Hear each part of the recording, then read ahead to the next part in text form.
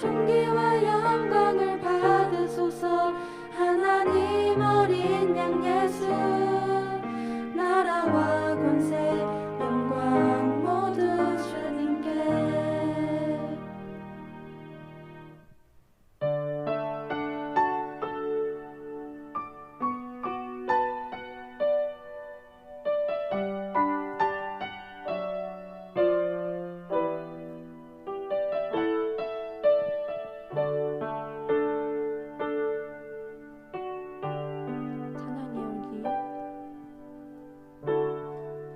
찬양의 열기 모두 끝나면 주 앞에 나와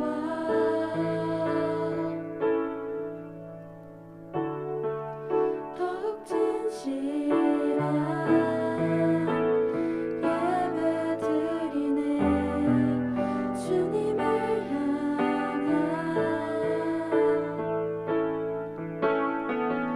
노래, 이상의 노래, 내맘 깊은 곳에 주께서 원하신 것. 화려한 음악보다 끝없는 열정보다 중심을 원하시죠. 주님께 드릴 마음의 예배, 주님을 위한, 주님을 향한 노래, 중심 잃은 예배 내려놓고 이제 나 돌아와 주님만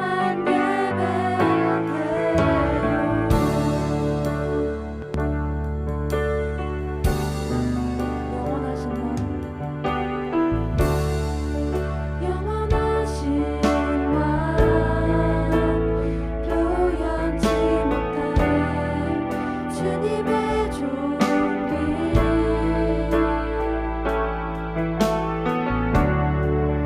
가난할 때도 연약할 때도 주의 모든 것. 노래, 이상의 노래, 내맘 깊은 곳에 주께서 원하신 것. 화려한 음악보다 끝없는 열정보다 중심을 원하시죠. 주님께 드릴 마음의 예배, 주님을 위한, 주님을 향한 노래, 중심 잃은 예배 내려놓고 이제 나 돌아와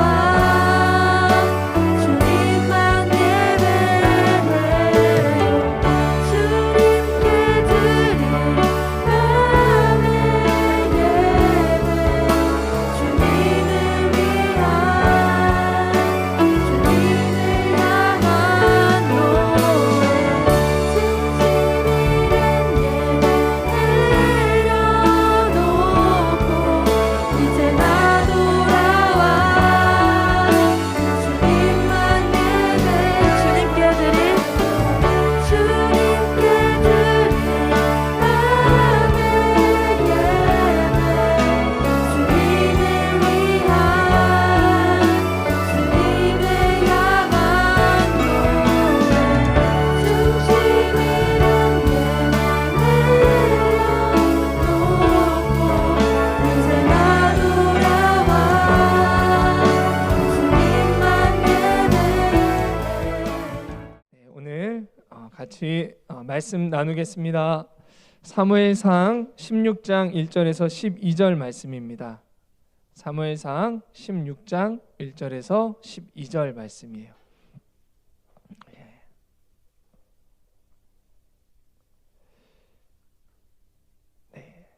예배에 집중할 수 있는 그런 환경을 만드시기 바랍니다. 혹시나 다른 창을 띄워놓고 있으시면 그 창을 얼른 꺼주시고, 아직 졸려서 엎드려 있거나 침대에 누워서 저를 지금 보고 있는 친구들이 있다면 얼른 일어나서 자리에 앉으시기 바랍니다. 자, 한번 인사하겠습니다. 하나님이 오늘 예배 가운데 놀라운 일을 예비하고 계십니다 라고, 준비하고 계십니다 라고 인사합니다.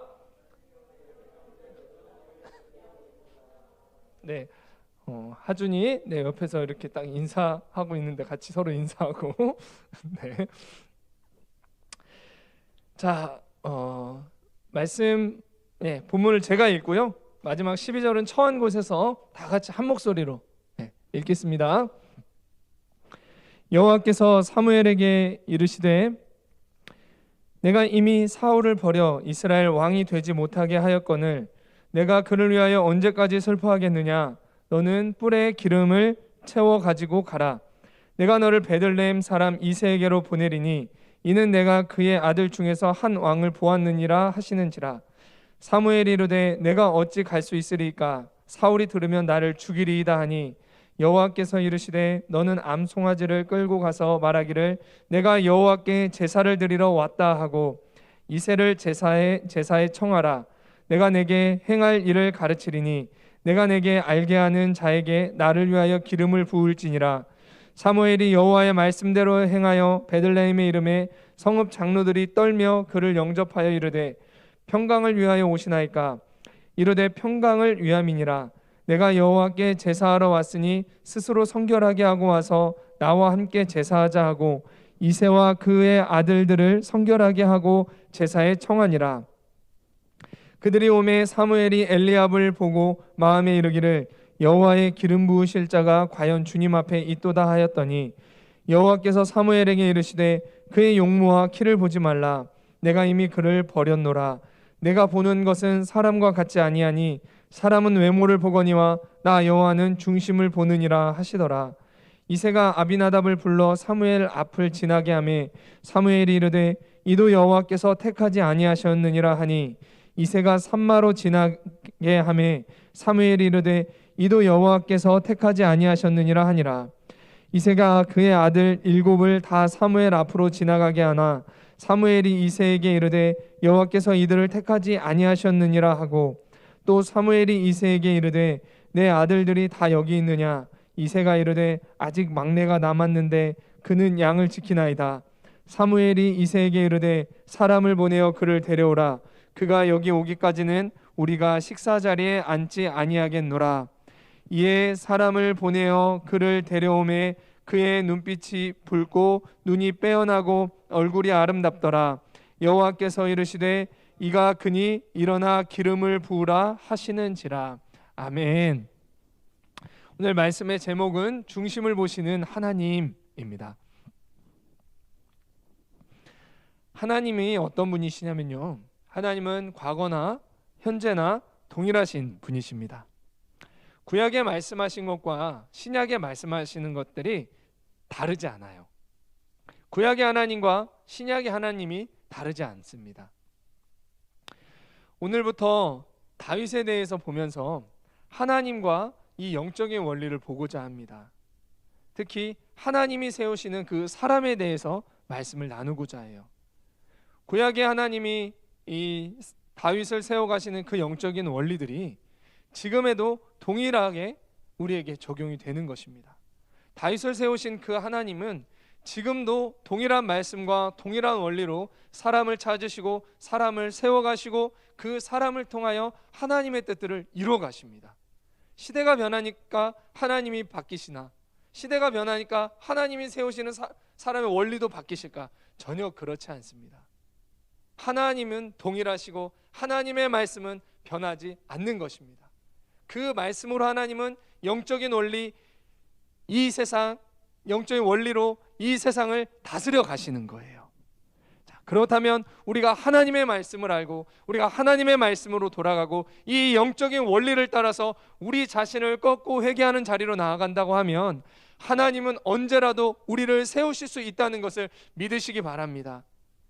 올 한 해 또한 이번 학기는 정말 하나님에 의해서 세워지고 쓰임받는 그러한 한 사람 한 사람 되시기를, 승리하는 한 사람 한 사람으로 준비되시기를 축복합니다.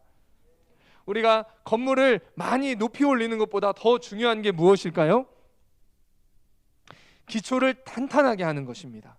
기초를 탄탄하게 하면은요, 건물을 더 확장할 수도 있고요, 더 아름답게 지을 수도 있고 더 높이 지을 수도 있어요. 근데 기초를 탄탄하게 안 하면요, 나중에 가서 어떤 일이 생겨요? 건물을 더 높이 짓지 못합니다. 왜냐하면 높이 지으면 무너져 버리니까. 확장하고 싶어도, 아름답게 인테리어를 하고 싶어도 아름답게 인테리어하고 확장을 해나갈 수 없어요. 확장하면 무너져 버리니까. 그래서 신앙생활에 있어서 더 중요한 게 뭐예요? 무엇이 되느냐, 무엇을 높이 올리느냐보다 지금의 때에 훨씬 더 중요한 것은 우리가 하나님의 말씀대로 그 말씀과 그 이 영적인 원리를 따라서 우리 자신의 기초를 탄탄하게 하는 것이 훨씬 더 중요합니다. 그렇다면 하나님은 나를 통하여서 크고 아름답고 높은 건물들을 지어가실 수 있는 것이에요. 이러한 마음으로 우리 오늘 말씀 같이 한번 보기를 원합니다. 사무엘상 16장에 다윗이 이제 처음 등장합니다. 사무엘상 15장까지 쫙 이제 그 사무엘에 대해서, 사울에 대해서 이렇게 쭉 기록이 돼 있고, 이제 우리가 잘 아는 그 다윗이 등장을 해요.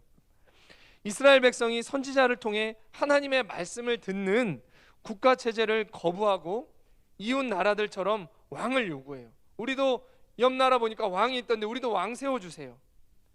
이것은 내가 직접 하나님의 말씀을 들으면 하나님의 통치를 받는 게 아니라 이제는 다른 나라가 왕이 있으니까 우리도 이런 사람의 통치를 더 받고 싶다, 이런 의미였죠. 하나님이 그걸 원치 않으셨지만 허락하세요. 그래서 사울이 세워집니다. 이런 사울은 처음에는 겸손했지만 하나님보다 사람의 인정과 현재 자기의 위치를 더 신경 쓰고 여기에서 내려가고 싶어 하지 않고, 또 하나님의 말씀보다 인간적인 마음을 따라 하나님께 불순종이 쌓이게 되어서 하나님이 그를 버리십니다. 하나님은 그리고 이스라엘의 새로운 왕을 이제 예비하고 계셨어요. 이것이 오늘 본문의 시작이 되는 그런 배경이에요. 어느 날 하나님이 사울에게 직접 말씀하십니다. 사무엘에게 말씀하셨어요. 사무엘아, 내가 언제까지 슬퍼하느냐? 내가 이미 사울을 버렸는데 언제까지 슬퍼하겠느냐? 말씀하셨어요. 선지자인 사무엘은 사울을 왕으로 세울 때 직접 기름을 부었고요, 사울을 계속해서 멘토하면서 도왔던 영적 지도자이기도 하고 목자였어요. 그런데 그가 끝내 하나님께 불순종에 버림받게 되자 사무엘은 사울을 다시는 만나지 않았고, 자신이 도왔던 사울로 인해 안타까운 마음에 눈물로 하루하루를 보내고 있었습니다. 영혼을 향한 목자의 모습을 우리가 볼 수 있죠. 사무엘은 사울을 사랑하고 아꼈지만 자신의 방법과 뜻대로 영혼을 돕지는 않았습니다. 사울이 하나님의 뜻대로 돌이키고 회개하도록 계속 도왔지만 하나님께서 그 사울을 버리셨을 때는 사울을 다시 만나지 않았어요. 그를 더 이상 도와서는 안 된다는 것을 알았습니다. 인간적인 사람이었으면 어땠을까요? 하나님의 뜻과는 상관없이 어떻게든 사울을 세우려고 했겠죠. 그러나 사무엘은 하나님의 뜻을 알고 슬펐지만 더 이상 사울을 만나지 않았어요. 하나님께 순종하는 그 사무엘에 대해서 우리가 같이 보고 있습니다. 사무엘이 사울을 도와주고 싶다고 찾아가서 인간적으로 위로해주고 교제해주면 사울이 회복이 됐을까요? 이 정도 상황까지 됐을 때 사무엘이 사울을 찾아가 인간적으로 위로해 줬다면 그것은 회개할 기회를 더 맞게 됩니다. 인간적인 안타까움에 그냥 사울을 위로하고 조금 더 격려하고 하면 하나님 앞에 회개할 수 있도록 있기보다는 오히려 더 사람을 의지합니다. 하나님과 그렇게 하는 것은 전혀 반대로 행하는 거였어요. 하나님은 사무엘에게 말씀하십니다. 이제 더 이상 그로 인해 슬퍼하지 말라고 하시면서 이제 내가 예비한 그 한 왕에게 가라라고 얘기하세요. 사무엘은 하나님의 말씀에 순종해서 하나님이 미리 선택한 베들레헴 이새의 아들을 보러 갔습니다. 자신이 다른 왕에게 기름 부음을 간 것을 사울이 알면 사울의 영적인 상태를 너무나 잘 알고 있었기에 죽을 위험이 있음에도 사울은 어떻게 했냐면 하나님께 순종했어요. 자신의 방법으로 영혼을 돕지 않았을 뿐만 아니라 또한 하나님의 말씀에 또한 죽을 위험이 있지만 순종합니다. 하나님은 순종의 사람 사무엘에게 어떻게 하면 사울이 알지 못한 채로 다음 왕을 세울 왕에게 기름을 부어줄지 그 방법도 알려주셨어요. 사무엘은 하나님이 알려주신 대로 암송아지 한 마리를 들고 그 베들레헴으로 갑니다. 제사를 드리러 갔어요. 원래 이스라엘 백성들은요 성막에서 제사를 드렸습니다. 근데 엘리 제사장 때에 법궤를 블레셋에 빼앗긴 후에 곳곳을 돌아다니면서 제사를 지내게 됐어요. 사무엘을 사용하시는 이 하나님을 통해서 우리가 알 수 있는 것은요, 하나님은 순종하는 자를 사용하시고 순종하는 자를 통해서 새 일을 열어가신다는 거예요. 하나님은 사울을 사용하시기 원하셨지만 사울은 하나님의 뜻대로 하지 않았어요. 사울을 사용하셔서 하나님의 새 일들을 이뤄가시고 하나님의 통치를 이뤄가는 길을 원하셨지만 사울은 하나님의 뜻대로 순종하지 않았어요. 어떻게 했어요? 사람을 좋게 하고 자기가 원하는 대로 했습니다. 그래서 제사를 지내는 역할과 권한이 자기에게 있지도 않음에도 선지자 사무엘을 대신해서 자신이 제사를 드려버리고 아말렉을 진멸하고 상대편 왕을 죽이라고 말씀하셨음에도 그 좋은 가축과 여자들은 다 살려두고 그 아가간까지도 버젓이 살려두었어요. 그리고 나서 말은 뭐라고 하냐면 하나님을 위해서 제사를 드리기 위해서 이렇게 했습니다 라고 얘기를 해요. 하나님이 그걸 다 그 마음의 중심을 알고 계셨죠. 번번이 하나님의 말씀대로는 순종하지 않았어요. 그래서 하나님은 사울을 사용하고 싶으셨지만 사울을 통해서 새 일들을 이뤄가고 싶으셨지만 사울을 통해서 그 새 일들을 열어가실 수가 없었던 거예요. 그러나 사무엘은 어떻습니까? 사울을 아꼈어요. 사울에게 직접 기름 부었습니다. 사울을 직접 도왔어요. 그러나 하나님이 이제는 사울을 버렸다는 것을 알고 인간적으로 내 마음으로는 슬프지만 하나님의 뜻을 따릅니다. 사울을 더 이상 만나지 않아요. 그리고 또 어떻습니까? 사울이 내가 이제 새로운 왕에게 기름을 붓는다면 자신을 죽일 것을 알지만 그럼에도 하나님 편에 섭니다. 그러니까 하나님은 어떻게 하세요? 이 사무엘을 통해서 이제 이스라엘의 새 일을 열어가시는 것입니다.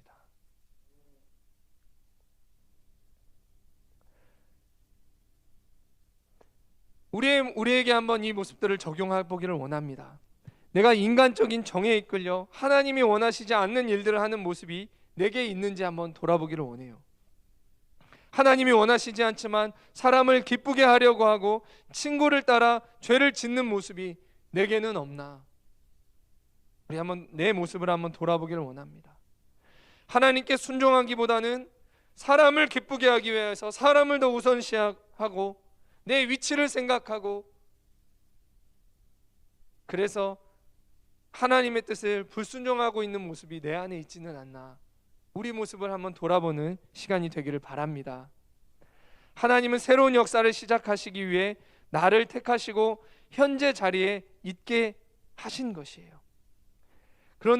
그런데 하나님께 순종하지 않으면 하나님의 새로운 역사의 문을 여는 통로로 쓰임받지는 못하는 거예요. 하나님은 자신의 백성을 지키시며 새로운 역사를 시작하시는 분이십니다. 내 안에 하나님 중심적이지 않고 인간적인 것, 하나님보다 더 착하려고 하며 불순종하는 모습들에서 돌이켜 순종의 인격을 올 한 해는 훈련받음으로 하나님의 역사에 새로운 문을 여는 통로로 쓰임받는 한 분 한 분 되시기를 축복합니다. 순종함으로 예배의 마음을 드릴 때 예배 회복의 문이 그 순종함으로 예배드리는 그 한 사람을 통해서 열어지게 되고, 순종함으로 셀에 참석하고 셀 영혼을 도울 때 셀의 회복의 문이 그 한 사람을 통해서 열어지게 되는 것이고, 순종함으로 한 친구에게 예수님과 복음을 전할 때 전도의 문이 고등부와 그 학교의 그 사람을 통해서 열어지게 되는 것을 믿으시기 바랍니다. 하나님은 이러한 새로운 문들을 열 사람을 찾고 계세요. 누구를 통해? 능력이 많은 사람들을 통해. 사울은 능력도 많았어요. 잘생겼어요. 그러나 누굴 통해서 이루셨어요?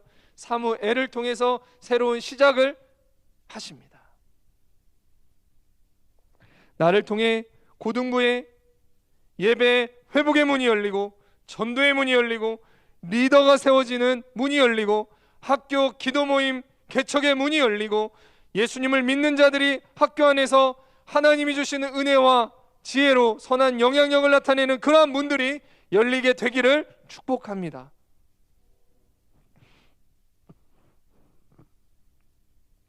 사무엘이 암송아지를 끌고 이제 베들레헴에 딱 도착을 합니다. 그랬더니 이제 성읍 장로들이 막 떨었어요. 그러면서 사무엘을 맞았어요. 사무엘은요, 그 나라의 선지자였습니다. 하나님의 뜻을 대언하는 사람이었어요. 근데 하나님의 뜻을 대언하면서 그 나라를 다스렸던 선지자였는데, 하나님이 사무엘을 어떻게 사용하셨냐면 사무엘이 선포하는 말이 하나도 땅에 떨어지지 않게 하셨습니다. 하나님의 마음과 합한 그 사무엘의 선포하는 그 말들이 선포하는 그대로 다 이루어지게 하셨어요. 이것들을 백성들은 잘 알고 있겠죠. 하나님의 영적인 권위가 함께하는 사람이 사무엘이었어요. 그러니까 사무엘이 그 동네에 딱 오니까 그 장로들이 막 달려나와서 막 떨었어요. 평화를 위해서 오십니까? 라고 물어봐요. 우리가 뭔가 혹시 또 잘못한 거 있는 건 아닙니까? 이렇게 물어보니까 사무엘이 말합니다. 좋은 일로 너희를 찾아왔다. 제사하러 왔으니까 몸을 깨끗하게 하고 제사에 참여해라. 그리고 이새와 그의 아들들을 제사에 참여시켜라 라고 얘기를 해요. 하나님이 왕으로 미리 선택한 그 사람이 바로 다윗이었습니다. 이새의 아들. 하나님은 그에게 왕이 될 사람에게 하는 예식인 기름을 붓기를 원하셨어요. 자, 다윗에게 기름을 부으시는 그 하나님에 대해서 오늘 한번 보겠습니다. 이새와 아들들이 이제 사무엘 앞에 딱 왔습니다. 아들 한 명씩 사무엘 앞에 서게 됐어요. 먼저 엘리압이 사무엘 앞에 섭니다. 6절 말씀이죠. 사무엘이 엘리압을 딱 보자마자 너무 마음에 들었어요. 우와, 멋지다. 여호와의 기름 부으실 자가 주님 앞에 있습니다 라고 하나님 앞에 딱 이렇게 말을 했어요. 기도했어요. 하나님이 그때 사무엘에게 말씀하시죠. 그것이 바로 7절이에요. 이 7절 말씀을 우리 다 같이 한번 읽어보겠습니다. 자, 다 같이 한번 읽습니다. 시작. 여호와께서 사무엘에게 이르시되 그의 용모와 키를 보지 말라. 내가 이미 그를 버렸노라. 내가 보는 것은 사람과 같지 아니하니 사람은 외모를 보거니와 나 여호와는 중심을 보느니라 하시더라. 아멘. 하나님은 어떤 분이신가요? 다윗에게 기름을 부으시는 하나님은 중심을 보시는 분이세요.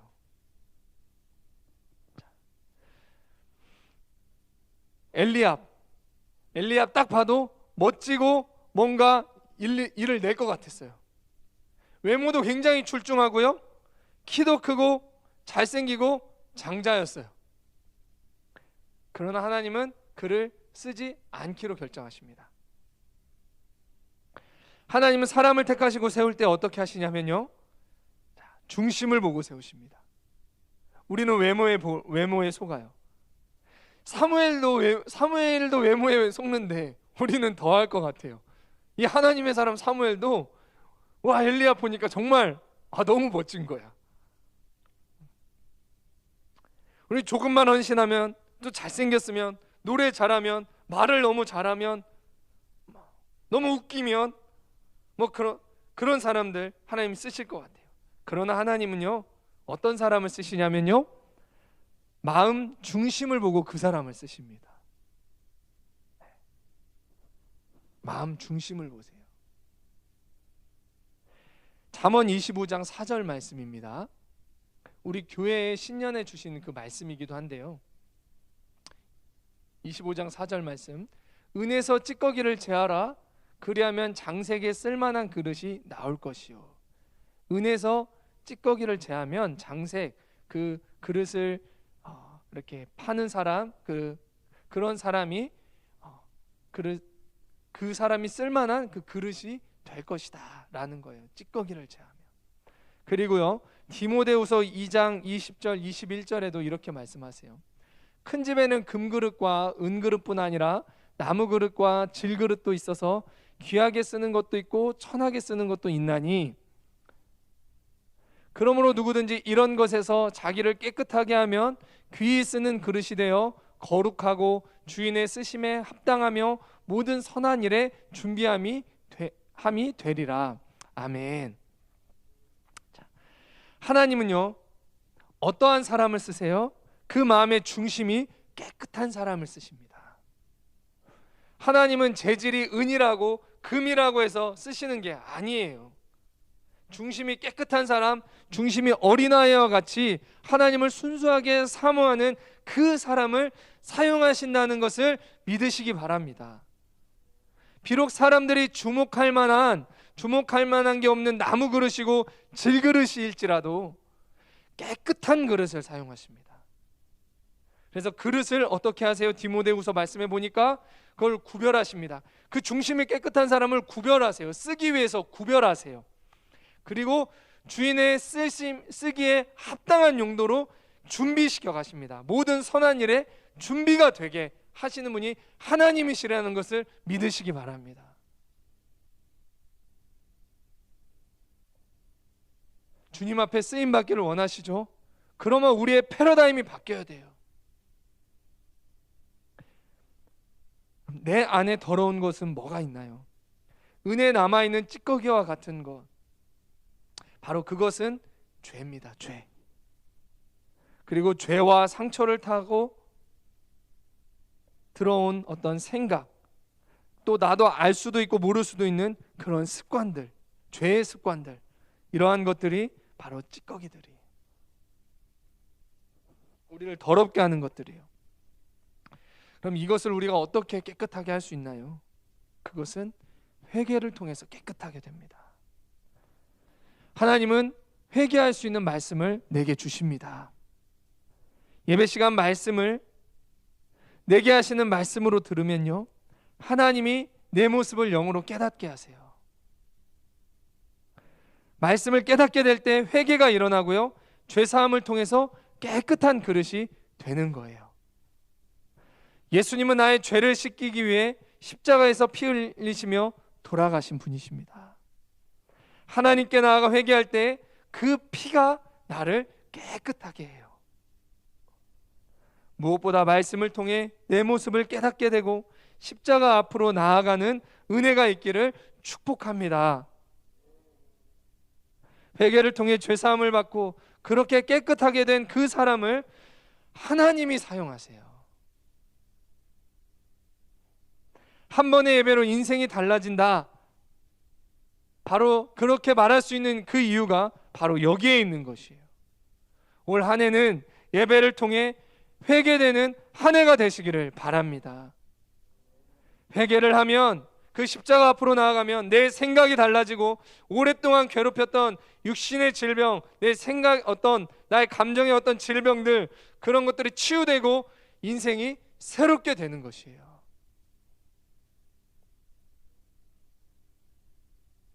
이런 치유의 은혜가 그 예수님 앞에 나아가 있게 되기를 축복합니다.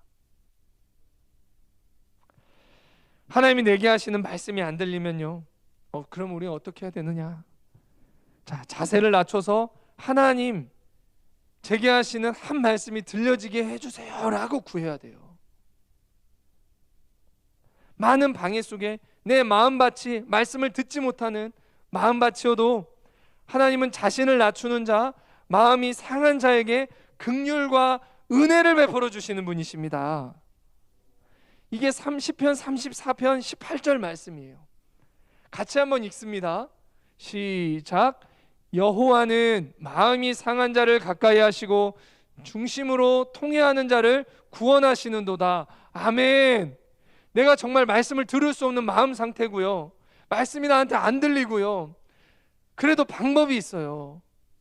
정말 내가 변화되지 못할 사람 같고 난 이미 많은 방해와 그런 것들이 있다 할지라도 방법이 있어요. 하나님은 어떤 사람을 가까이 하세요? 마음이 상한 자를 가까이 하시고요, 중심으로 통회하는 자를 구원하십니다. 내가 내 아의 마음을 낮추어서 하나님 내게 하시는 그 한 말씀을 깨달음으로 나의 삶이 변화되고 이 고등학교 생활 가운데 예수님을 만나고 변화되고 승리하는 나의 고등학교의 삶이 되게 하여 주시옵소서 라고 하나님 앞에 우리가 간절히 구하며 나아가면요, 하나님이 어떤 은혜를 베푸세요? 말씀을 보내사, 위경 가운데 있는 자에게 말씀을 보내사 그 말씀이 깨닫는 은혜를 허락하시는 것입니다.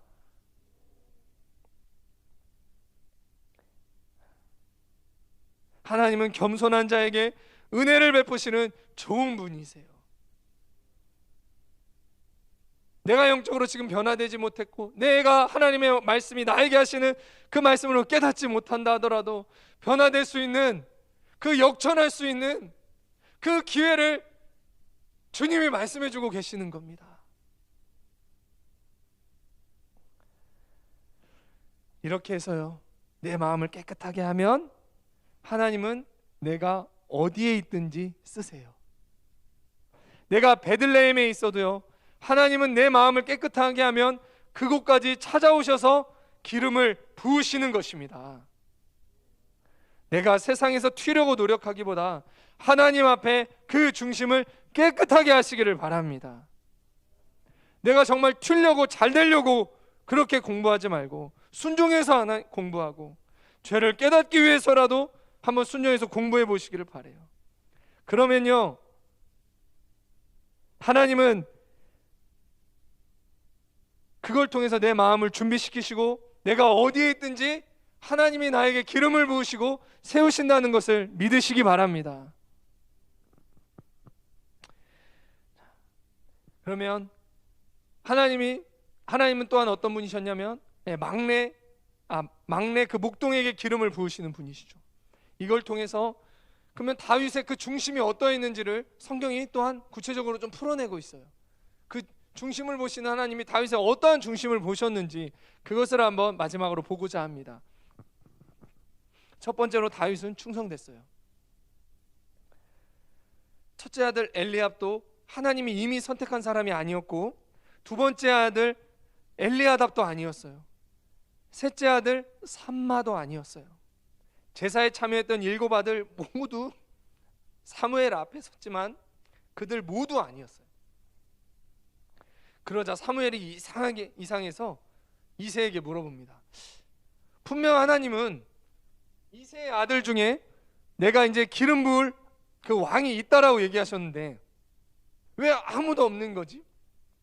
그래서 이새에게 물어봐요. 당신의 아들 여기 있는 7이 전부예요? 전부냐 그랬겠죠. 네, 그랬을 거예요.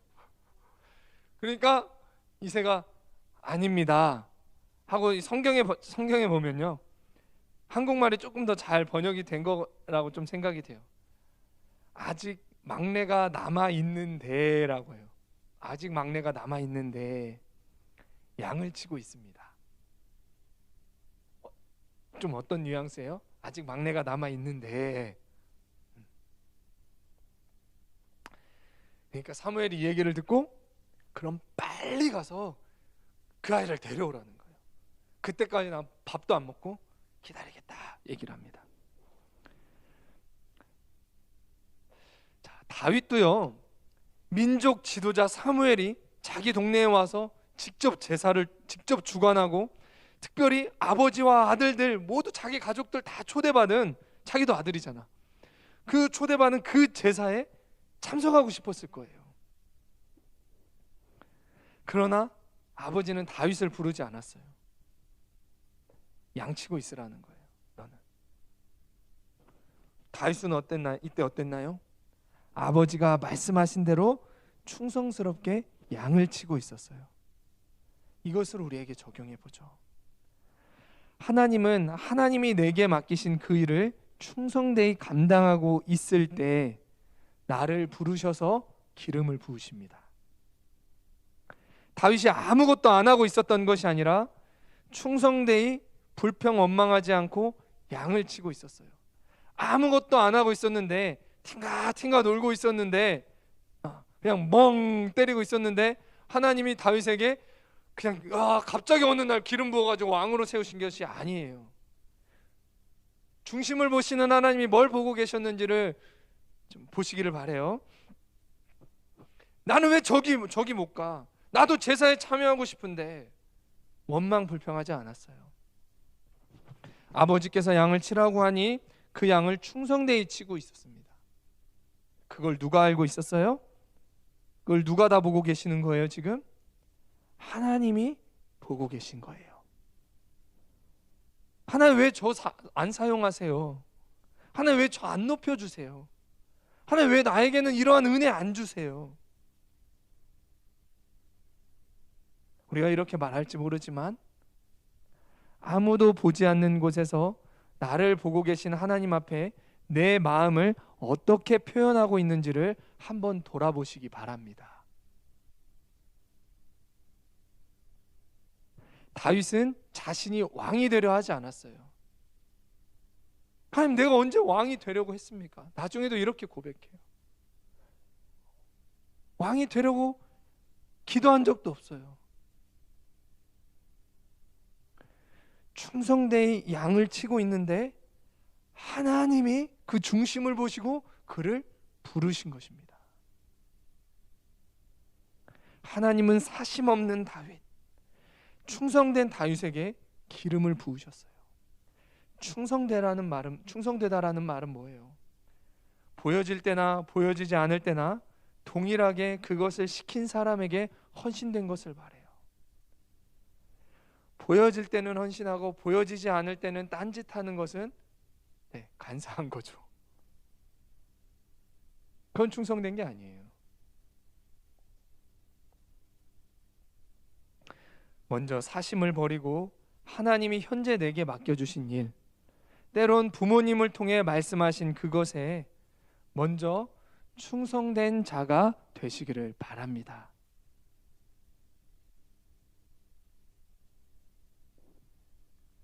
그 중심을 누가 보고 계세요? 하나님이 보고 계세요.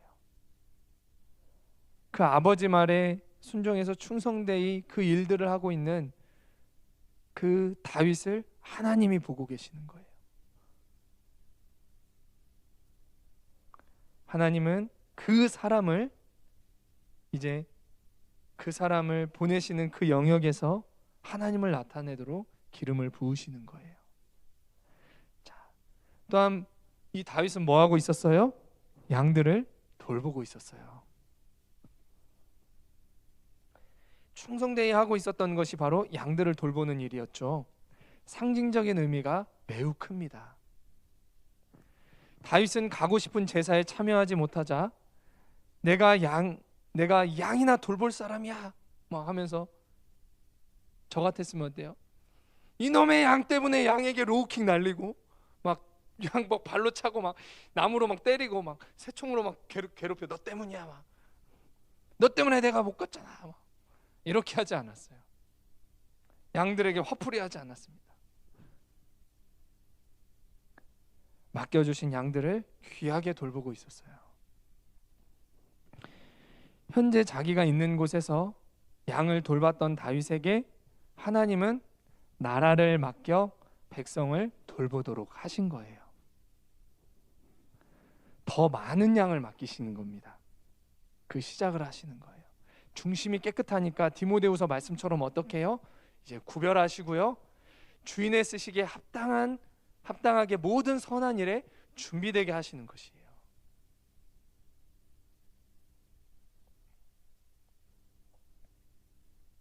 지금 맡겨주신 양도 안 돌보는데 하나님이 나라의 양들을 돌보도록 다윗에게 그렇게 하시겠어요? 만약 그럴 수 있다라고 생각하면 큰 착각입니다. 만약 다윗에게 하나님이 그렇게 하시면요, 하나님이 맡겨주신 지금 일은 안 하고 다 내팽겨치고 나는 여기 있을 사람이 아니야, 내가 막 뭔가 되려고만 했다라고 하면 하나님은 그 사람, 그 다윗에게 기름을 붓지 않으셨어요. 하나님은 내가 있는 곳에서 내게 맡겨주신 양, 영혼을 돌보는 자에게 기름 부으시는 것을 믿으시기 바랍니다. 어떤 중심을 보셨어요? 그 중심을 보고 계셨던 거예요.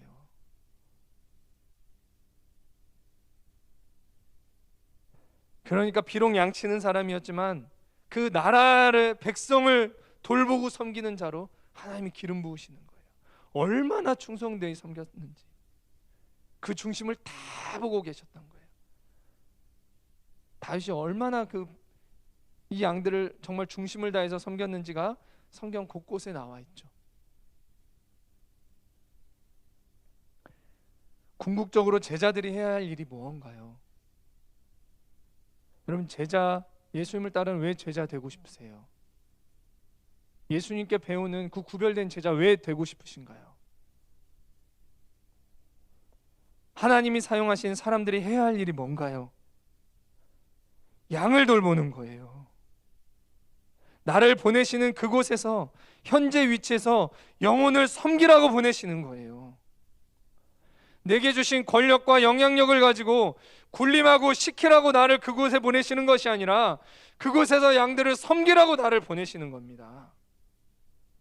영혼을 살리고 먹이고 세우라고 하나님이 나를 그곳에 보내시는 거예요. 왜 제자가 되고 싶으세요? 왜 영향력을 갖고 싶으신가요? 왜 하나님 앞에 쓰임 받고 싶으신가요? 하나님은 나를 쓰시는 이유, 나를 사용하시는 이유, 나를 보내시는 이유는 그곳에서 양들을 돌보라고 나를 보내시는 거예요. 나를 보내시는 그 영역에서 제자를 세우고 갈 바를 알지 못하고 무엇이 다림줄인지 모르면서 살아가는 그 사람들에게 그들을 섬기라고 나를 그 영역으로 주님은 보내시기 원하시는 것입니다. 그런데 지금 붙여주신 양들, 내 옆에 있는 그 영혼은 돌보지 않고 나는 여기 있을 사람이 아니야 라고 생각하고 맡겨주신 양들은 내팽겨치고 너 때문이야 라고 하고, 그러면 하나님이 그 사람에게 새로운 기름 부으심을 부어주시겠어요? 그 사람이 다음 단계로 나가도록 기름을 부으시겠냐는 거예요. 지금 내게 맡겨주신 양도 안 돌보고 내 옆에 있는 영혼도 안 돌보고 내게 맡기신 일도 안 하는데 더 많은 양을 맡기고 더 큰 영향력을 갖게 하신다면 어떤 일들이 일어나겠나요? 그때 가서는 그 영혼들을 더 마음을 들여서 섬기고 더 주님 앞에 헌신하고 그럴까요? 영혼들을 내팽겨치고 불순종하지 않을 것은 불을 보듯 뻔한 일입니다. 내 힘으로 노력해서 세상적으로 명예를 얻고 뭐가 될 수도 있어요. 이것도 어려워요. 정말 내가 막 노력해서 어떤 지위에 올라가는 거 내 힘으로 하는 그것도 많이 어려워요. 그러나 그렇게 해서 뭔가 됐을 수도 있어요. 그러나 그렇게 됐다고 한들 하나님은 그러한 사람에게는 기름을 붓지 않습니다. 현재 내에 있는 그 양들을 돌보지 않으며 나만을 위해서 그렇게 살아가는 그 사람에게, 그 사람을 사용하시기 위해서 하나님이 기름을 붓지 않으신다는 거예요. 어느 위치에 갔는데 주님 앞에 쓰임받지 못하는 사람이라면 그것이 무슨 의미입니까? 천국에 가서는 집도 없고 마지막에 나는 너를 모른다라고 예수님이 말씀해 버리시면 그게 무슨 의미예요? 하나님은 이런 작은 일 속에서 그 사람의 중심을 다 보고 계세요. 우리는 크고 내게 유익이 되는 일, 잘 드러나는 일을 하려고 해요. 그러나 잘 보세요. 하나님은 이런 작은 일을 통해 그 사람의 중심을 다 보고 계세요. 작다고 생각하는 그 일이 결코 작은 일이 아닙니다. 한 영혼을 위해 자기를 부인하고 하는 그 기도, 그 한 영혼을 위해 보내는 메일, 그 연락,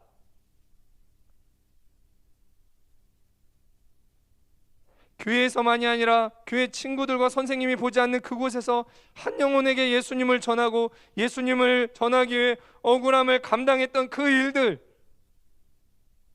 쓸모없는 일인가요? 헛된 일이었나요? 누가 보고 계세요? 하나님이 정확하게 보고 계십니다.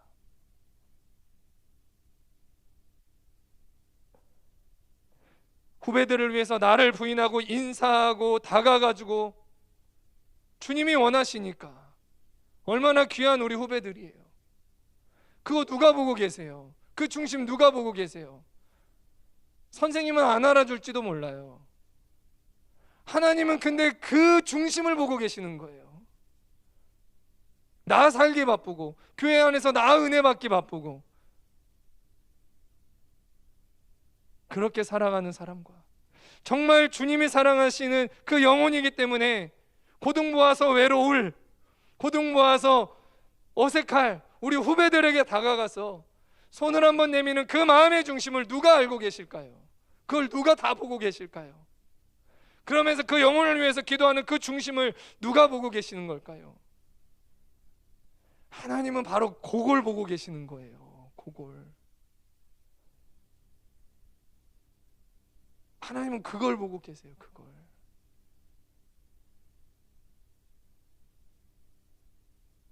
왕따 시키고 너무나 외롭고 힘든 그 친구에게 다가가서 예수님 나에게 다가오셨잖아요. 나같이 소망 없는 자에게 다가오셔서 나에게 손 내밀어 주셨잖아요.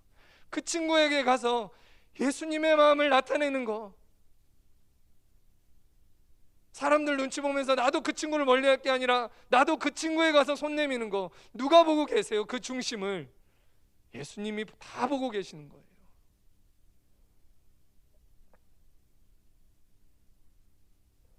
하나님은 이런 다윗의 중심을 다 보고 계셨습니다.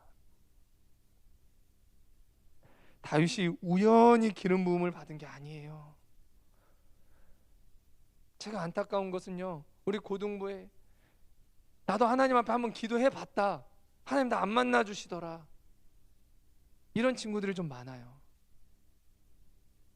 고등부뿐만 아니라 중학교 때부터 이제 그런 마음을 가지고 이렇게 올라온 친구들이 있어요. 이해합니다.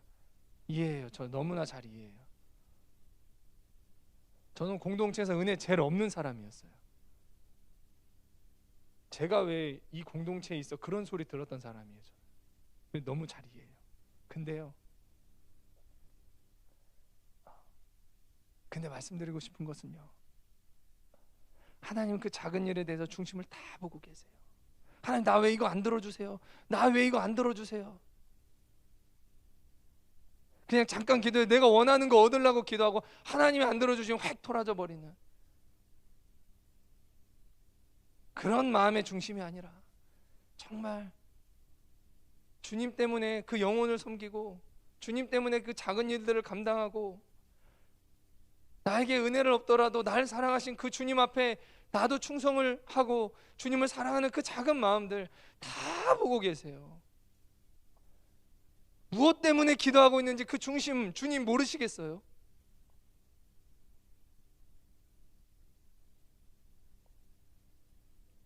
하나님은 엘리압의 중심도, 아비나답의 중심도, 삼마의 중심도, 다른 아들들의 중심도 다 보고 계셨어요. 다 보셨어요. 그러니까 뭐라 말씀하세요? 그들을 내가 버렸다. 이 얘기는 그들을 왕으로 세울 그들 기름을 붓지 않기로 하셨다는 그런 말씀이죠. 이미 다 보셨다는 거예요. 그리고 다윗의 중심도 보셨다는 거예요. 하나님이 내게 맡기신 일 어떤 것이 있나요? 하나님이 내 중심을 보실 만한 그 작은 일 어떤 것이 있나요? 내게 맡겨주신 그 양, 그 영혼, 내 진로와 아무 상관없을 것 같고 내팽개쳐도 될 것 같은 티도 안 나는 그 양을, 그 영혼을 어떻게 돌보고 계시나요? 하나님은 지금 그 마음을 보십니다. 그리고 기름 부으실 자에게 기름을 부어주세요. 마지막으로 다윗이 어떠한 사람이었다고 이제 말하냐면요, 얼굴 빛이 붉고 눈이 빼어나며 아름다웠다고 얘기를 해요. 얼굴이 붉다는 것은 건강을 상징해요. 건강이 안 좋으면 어때요? 안색이 창백해지죠. 눈이 빼어나다는 것은 눈이 부리부리하다는 거예요.